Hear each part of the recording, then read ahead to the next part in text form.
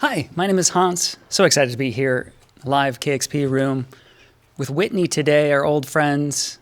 Going to have a live session here on 90.3 KEXP, 92.7 in the Bay, streaming around the world with your support, kexp.org. Why don't you take it away, guys?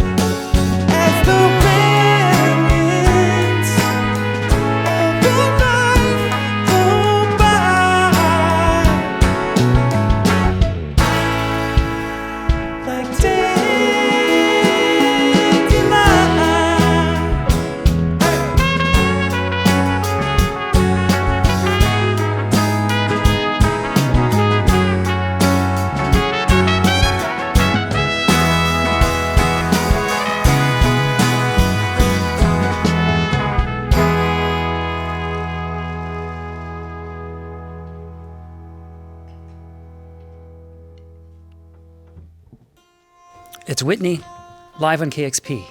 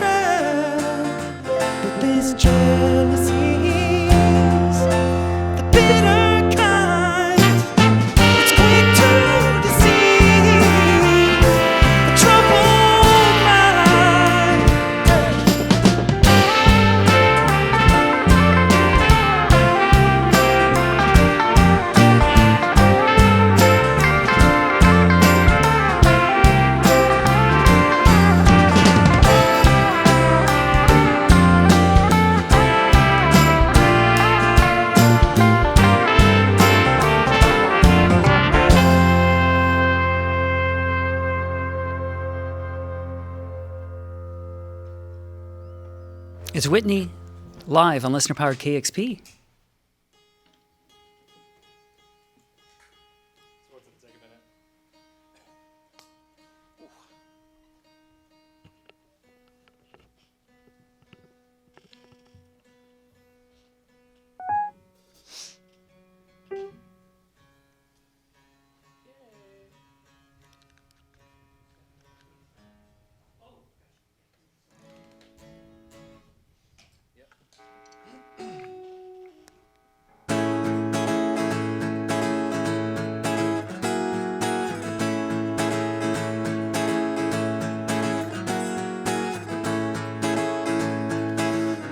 You speak your mind.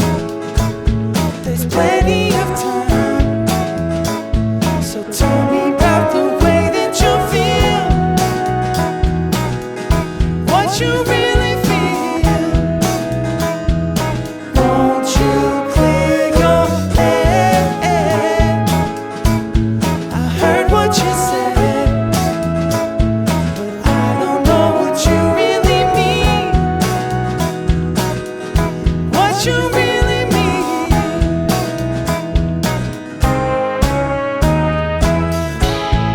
Tell me when you feel like we're on the brink, like something we had went missing. 'Cause I can't forget the last time I acted wrong. You swept it away and carried on. Won't you speak your mind? There's plenty of time. So tell me about the way that you feel,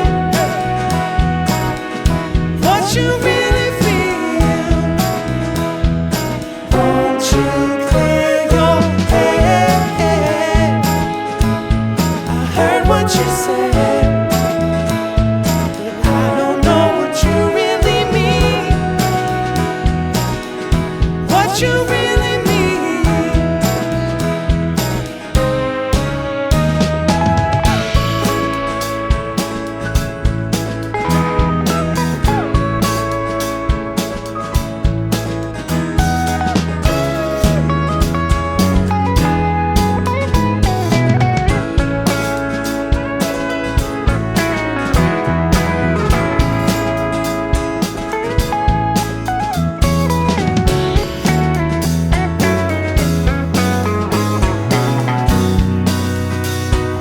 Won't you speak your mind?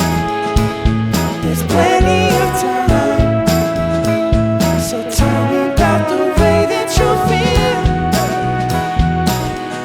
what you really feel. Won't you clear your head? I heard what you said, but I don't know what you really mean. What you really mean.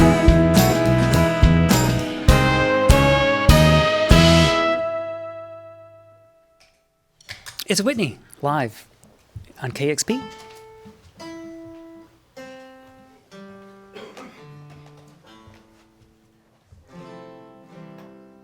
We ready? Yeah. Almost ready. What?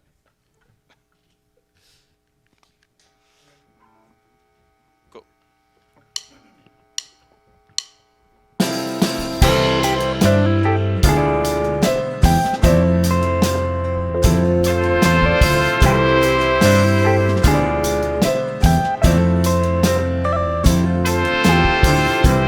Back to the wind, I feel so strong.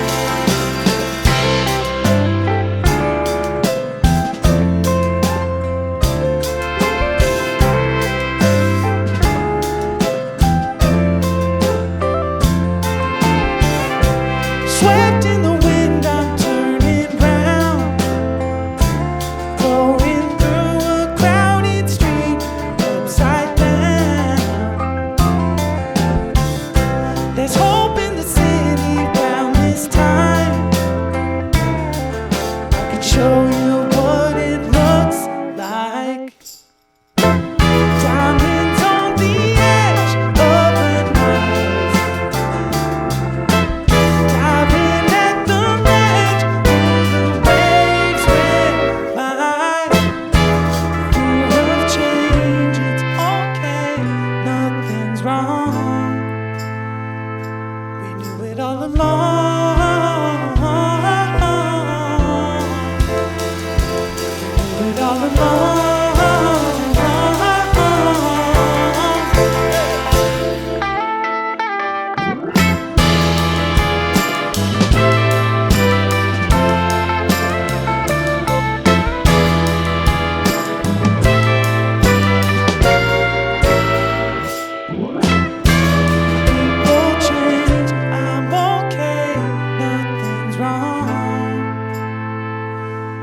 Do it all along.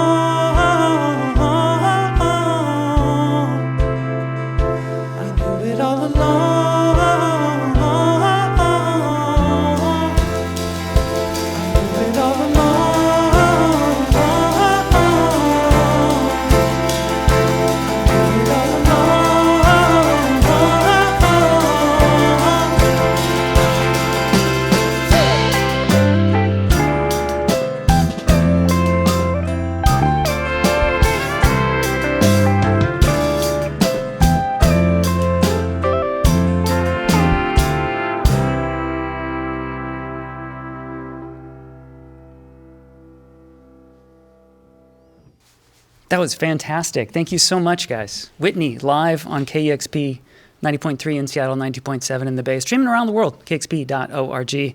Thanks so very much for coming in today, playing for us.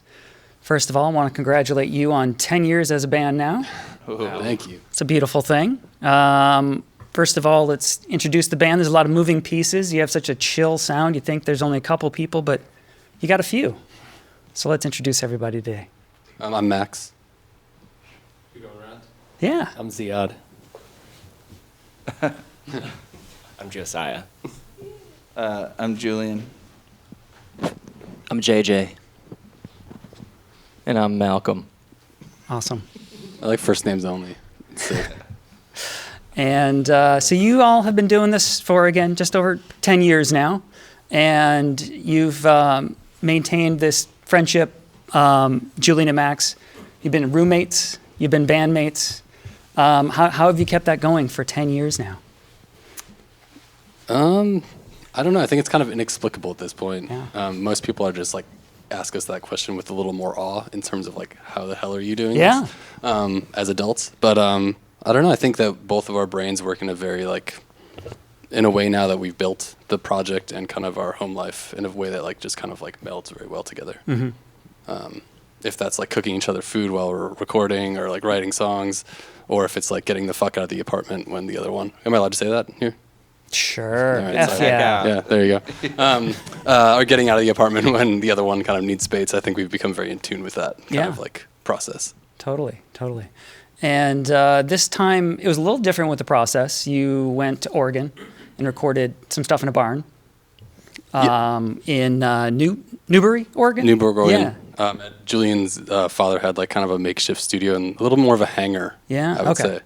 Not quite the Big Pink, but, you know, we'll let the band reference Yeah, and then yeah, we got yeah. It was singer, the big, drummer. The big something. Yeah? Yeah. And it's no longer. Like we were the last session in there. So Wow. yeah, Cool. feels special. How is that process different from how you've worked in the past? I think the thing that we talked about a lot going in was a lack of time restriction. You know, we'd had some experience in studios over the past 10 years, and I think the part that is the most frustrating and also can be inspiring is just like, you know, the amount of time that you have to make an entire album, which can be 10 days to 2 weeks. And I think we ended up taking like 3.5 weeks to track and then a couple more weeks to kind of do string arrangements. So it's more of opening that side of the process up rather than letting it be a restriction or constraint. And kind of going back to your early roots of 4-tracking stuff Exactly, too. exactly. And just doing it how you want to do it on your own time. And like kind of like having like a little bit of like naive charm to the recordings and less strict professionalism all the time, which is, you know, I know in some studios you're able to achieve that, but I think the easiest way that we achieve that is when we do it ourselves. Yeah. There's so many layers to your music as well. How does that process begin? Layering in the horns, layering in the strings. You obviously have a lot of folks here, but you have strings on the album. You have pedal steel on the album. You have other instruments working in. How do you layer the sounds, and how does that work in the mix? I mean, Usually we just like we'll leave like sort of sections open, like a TBD sort of situation. Like we should try horns, we should try strings, we should try. Lately it's been accordion on some of the unreleased newer stuff, but and then other times it's like, you know, like our good friend Macy or like JJ or will just be at the studio, and then we'll just be like, why don't we just play what you hear, and then if there's like a tiny little bit of a spark, we'll build off of it. And yeah, it's just very like freewheeling, I would say. And you always incorporate lots of Chicago musicians in the mix as well, which is really Always. great. Most of the time, yeah. Most of the time. You're a band that is open to being vulnerable. Obviously, your first album, kind of a breakup album. This new album talks about loss. Just wondering how that informed the album, informed the songwriting process. How does music kind of serve to speak to those parts of your life that you're exploring and that you need to process? I mean, we certainly like never go into a song being like, we're going to write a song about death, we're going to write a song about, you know, heartache, whatever. I think we kind of like to build up like the melodic and chordal situation first, and then really just like not to be too like heady about it, but it's just like we're kind of waiting for the song to ask for something, and then we it's a lot of trial and error as well, and then it's usually like just like the sentiment of a chorus will pop up, and it's if it feels like worthy or strong enough, then we just build off of it, you know. Cool. How do you find the difference between the album version of a song and the live version of a song, especially now after you've had 10 years on? If you're playing a song from Light on the Lake, how does that translate today, performing that live? I feel like honestly and this isn't just because we released a new album, but the newer songs kind of feel like almost like there's more life in them after playing them live for like this past month. For sure. This is the past month that it's been a month since we've kind of taken these on the road. And after recording an album and mixing yours, like so tucked in like the nuance of moving little things around, and at least us, we were kind of tweakers in that way of just like small movements and small kind of adjustments throughout the mix or the arrangement. And just playing them live in more of like a setting that feels like the band kind of like breathing life into them is really refreshing. And I think all of us kind of play something different than we did on the record. And each night it changes like a little bit. So I think hearing the new songs kind of put in that setting is more like exciting than the old songs to us that we've been doing that for the past 10 years. For sure. Your tour is obviously ongoing through the end of May. Yes. Ending up at home in Chicago. What are you looking forward to on this tour?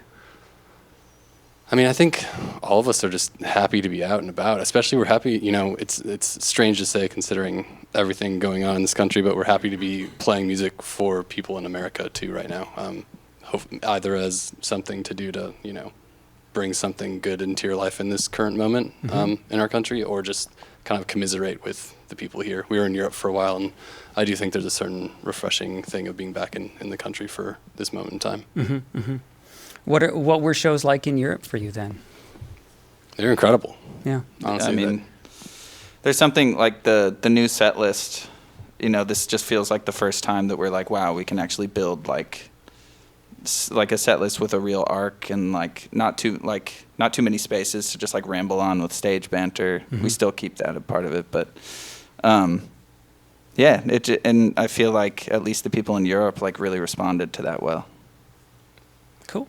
That's so great. I'm very excited y'all are going out on this tour. It's a fantastic album that came out late last year called Small Talk. It's Whitney. Thanks so much for stopping in here, KEXP. We really appreciate y'all. Big thanks to the KEXP video team, the engineering folks, and the whole KEXP community that makes stuff like this available. And that includes you, the viewer, the listener. If you're interested, make a gift, kexp.org. Thank you so much. Discover new music at listener-powered KEXP.org.